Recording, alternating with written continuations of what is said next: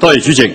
主席，而家大家都話冇時間，但另一方面，我哋立法會咧，我哋有啲同事咧，就利用議事規則賦予佢嘅權利咧，就浪費大家嘅時間。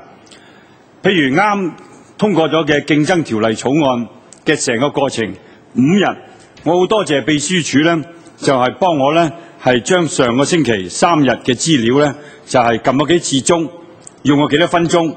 上個星期3日總共撳咗30次鐘，總共5個鐘頭零10分鐘。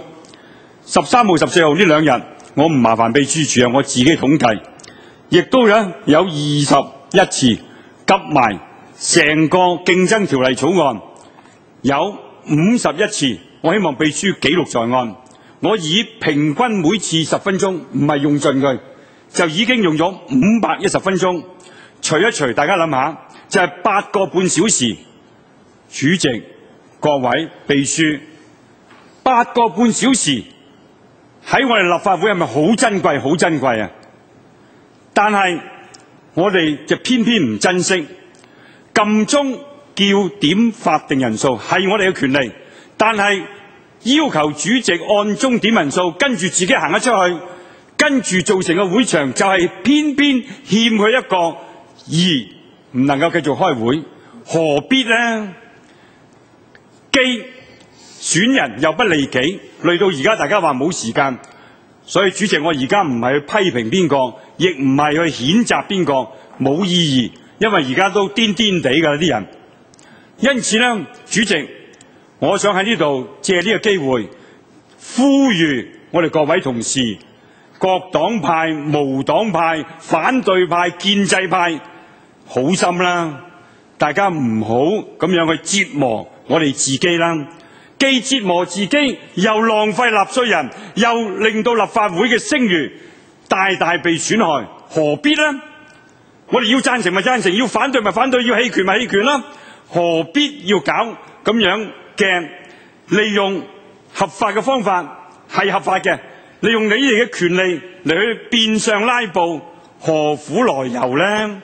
結果最後做到我哋自己嘅議員嘅議案冇時間嚟去做啦，我只能夠用呢句說話，活該自己攞嚟嘅。所以我希望呢，即係而家都冇幾多日啦，我哋本屆立法會就要完啦。我喺呢度再一次透過主席你呼籲大家好心啦，唔好嘥時間啦。多謝你主席。好，跟住落嚟啊，黃毓民議員。黃國興最好去教聖經啦，不如係嘛？喺度教宗教校，教我哋返學。喂，大佬響鐘就梗㗎啦，你齊人早啲入嚟，主席吩咐我哋，唔該你哋啦，早少少返入嚟啦。你又唔係，你明知有啲泛民喺度一定留唔到會，起頂點 hea 都要 hea 到14分鐘先入嚟，你唔係鬧下佢哋？上次同你講咗啦，唔好喺度教聖經啦，唔好喺度教書啦，已經過咗去㗎啦呢啲嘢，啱唔啱啊？競爭條例你好似食咗啞藥咁，你話呢度啲人癲得過你喺度寫大字，人哋咪一樣當你癲佬，有乜所謂啫？係咪？你中意寫大字，你咪寫大字咯。喂，我哋競爭條例，我發言講幾多個鐘頭，我自己都知，次次都言之有物，你吹得我脹啊？我全部有準備嘅，係咪？我希望所以。好簡單，佢話佢唔想批評邊個，我中意開名嘅主席。你唔想批評邊個，你就講緊我哋啊嘛，又話我哋癲啊嘛，係咪？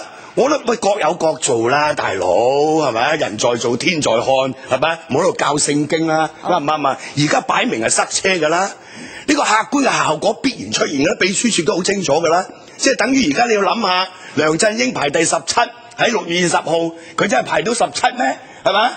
喂，你而家今個會期啊，今日都未開完啊，哥哥。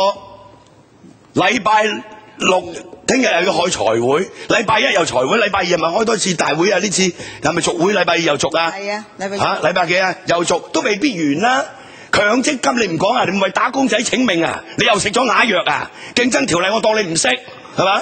咁重要嘅條例，喂，林大輝啊，建制派嘅大佬，人哋唔知話佢同我哋一齊打拉布啊！佢發言嘅次數我計過㗎啦，7-8次啊都，啱唔啱啊？你唔喐佢，係咪？喂，人哋要講嘢㗎嘛，做議員係咪啊？做議員唔係食啞藥㗎嘛，係咪？要講嘢噶嘛，有啲人特登講多啲嘢，係嘛？梗嘅喎，呢個係各有各做，係嘛？你有你做，我有我做，我又唔會鬧你，你又唔好吉我。不過我間中俾你吉下都冇所謂，啲大字都幾好睇，係咪？點綴下，唔好咁容易瞌眼瞓，係嘛？響鐘你唔夠人就要響鐘俾香港人睇咯，係咪啊？第日你一樣可以響翻轉頭噶嘛，家家有求噶嘛，呢個世界唔係你大啲我大啲噶嘛。講完。OK， 好啦，咁剩翻落嚟兩位同事，但我想提大家，因為跟住個議程就都頗重要㗎嚇，希望大家留翻啲時間。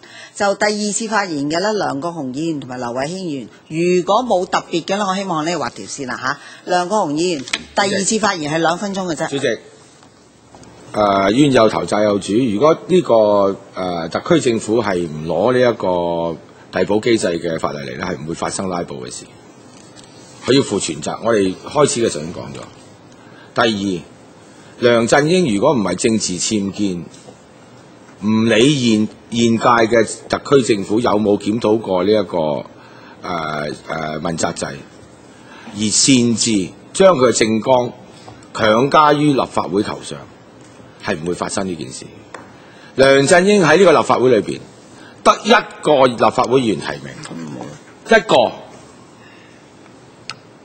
後尾先倒票落去，你支持佢咩政綱啊？講乜嘢啊？早啲講啊嘛！如果你係支持佢政綱，共產黨嘅狗，而家佢嚟又要同佢開路，三跪九叩。其實今日我哋應該做一個優次選擇先至去講話，我哋用咩時間啦？我哋經過3年嘅法例，要開路，佢遲啲攞啲錢會死咩？7月1號啊，佢攞180億啊，話要救香港人，我唔俾佢咩？佢講乜嘢喺度？工聯會、民建聯，最後尾啊，梁振英冇票嗰陣時啊，你做乜嘢喺度？梁國雄議員講翻，你今日就一早投票，一早提名俾佢啊嘛，人哋嗰啲係清清楚楚噶嘛，你最後尾共產黨嘅投票俾佢，今日做咗特首，你帶我哋，你講乜嘢啊？好啦，你咁為香港人着想啊？做咗優次選擇先啦，佢嗰啲遲啲會死咩？